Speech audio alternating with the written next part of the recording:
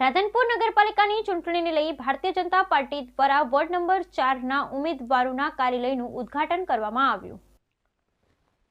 રાધનપુર નગરપાલિકાની ચૂંટણીને લઈ ભારતીય જનતા પાર્ટી દ્વારા વોર્ડ નંબર 4ના ઉમેદવારોનું કાર્યાલયનું ઉદ્ઘાટન કરવામાં આવ્યું। રાધનપુરના ધારાસભ્ય લવિંગજી સોલંકીની ઉપસ્થિતિમાં અને રાધનપુર શહેર ભાજપ પ્રમુખ રાજુભાઈ ઠક્કર પેટ્રોલ પંપની ઉપસ્થિતિમાં પાટણ જિલ્લાના રાધનપુર ખાતે આવેલ વોર્ડ નંબર 4ના ભારતીય જનતા પાર્ટીનું કાર્યાલય ખોલવામાં આવ્યું, જેની અંદર રાધનપુરના ધારાસભ્ય લવિંગજી સોલંકી, રાધનપુર શહેર ભાજપ પ્રમુખ રાજુભાઈ ઠક્કર, પેટ્રોલ પંપના અને બાબુલાલ ચૌધરી અને ડોક્ટર દેવજીભાઈ પટેલ સહિત મહાનુભાવો ઉપસ્થિત રહ્યા હતા। રાધનપુર નગરપાલિકા ચૂંટણીની અંદર ભારતીય જનતા પાર્ટી દ્વારા 28 ઉમેદવારો ઉભા રાખવામાં આવ્યા। તેના ભાગરૂપે નગરપાલિકા વોર્ડ નંબર 4ની અંદર ભારતીય જનતા પાર્ટીના ચારેય ઉમેદવારોને વિજય બનાવવા માટે અપીલ કરવામાં આવી હતી અને રાધનપુર નગરપાલિકાની તમામ સીટો ભારતીય જનતા પાર્ટી જીતી રહી હોય તેવું ધારાસભ્ય જાળવ્યું હતું। રાધનપુર નગરપાલિકા વોર્ડ નંબર 4 ઉમેદવારોને મત આપવા અપીલ કરતા ભારતીય જનતા પાર્ટીના કાર્યકર્તાઓ રાધનપુર નગરપાલિકા Bharatiya Janata party ward number 4ના ઉમેદવાર શ્રીમતી હીરાબેન બંકીમભાઈ મકવાણા, શ્રીમતી મુક્તાબેન શાંતિલાલ પટેલ, શ્રી ગોવાભાઈ હેંગાભાઈ ભરવાડ, શ્રી નિમેશ કુમાર પ્રદીપભાઈ જોશી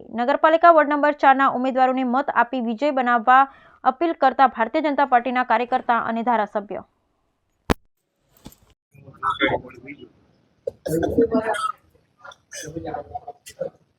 રાધનપુર નગરપાલિકાની ચૂંટણીમાં તમે રાધનપુર શહેર ભાજપ પ્રમુખ બન્યા પછી પ્રથમ ચૂંટણી આવી છે, તો શું ભારતીય જનતા પાર્ટીને રાધનપુર નગરપાલિકા ભેટ આપશો?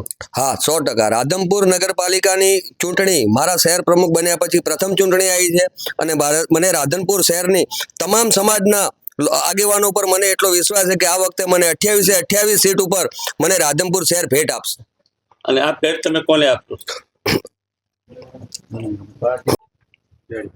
રાધનપુર નગરપાલિકાની ચૂંટણી વોર્ડ નંબર 4ના ભારતીય જનતા પાર્ટીના કાર્યાલયનું આપ અને રાધનપુર શહેર ભાજપ પ્રમુખ અને અન્ય કાર્યકર્તાની ઉપસ્થિતિમાં ઉદ્ઘાટન, આ વોર્ડની શું પરિસ્થિતિ છે અને કેવી જીતની આશા છે, શું કહેવા માંગો છો?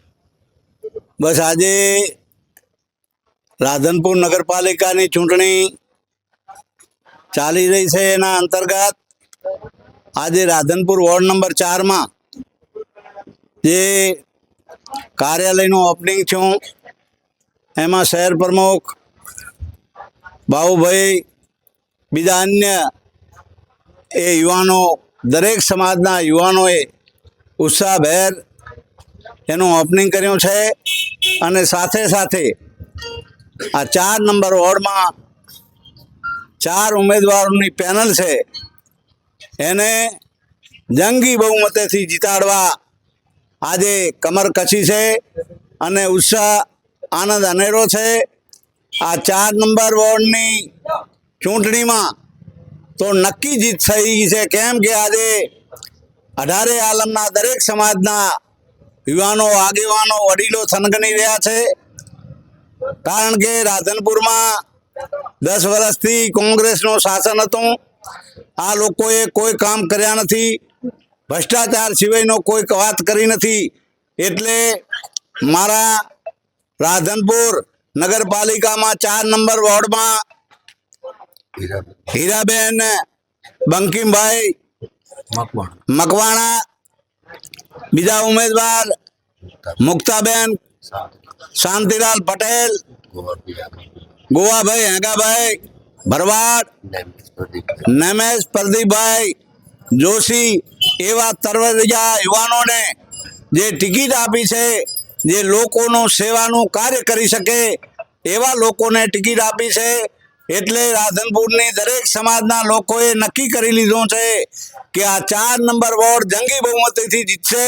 એવી રીતે આખા રાધનપુરમાં જે અમારા 28 ઉમેદવારો છે એ જંગી બહુમતીથી જીતવાના છે અને લોકોના એ સેવાના કાર્ય કરવાના છે અને રાધનપુરને એક રૂપાળું સુંદર શહેર બનાવવા માટે રોડ રસ્તા હોય કે પાણીની સમસ્યા હોય, ગટરની સમસ્યા હોય કે રાધનપુરને મીઠા પાણીની સમસ્યા હોય, એ અમે હલ કરવાના છીએ। એટલે આજે ખૂબ ઉત્સાહભેર, આનંદભેર એ યુવાનોએ અને તમામ સમાજના લોકોએ કાર્યાલયના ઓપનિંગમાં હાજર રહ્યા છે, એ બદલ દરેક સમાજનો ખૂબ આભાર અને આપના માધ્યમથી અપીલ કરું છું કે આ દરેક સમાજના લોકોને એ ભારતીય જનતા પાર્ટીના કમળને મત આપી વિજય બનાવો, એ જ વિનંતી। ભારત માતા કી જય। 4 નંબરનો વોર્ડ કેટલા મતોથી જીતી શકો છો? 4 નંબરનો વોર્ડ છે એ ખરેખર એક જ લોકોનો અવાજ છે, એટલે લગભગ 1500 મતેથી ઉપર અમે અહીંયા લીડ લેવાના છીએ.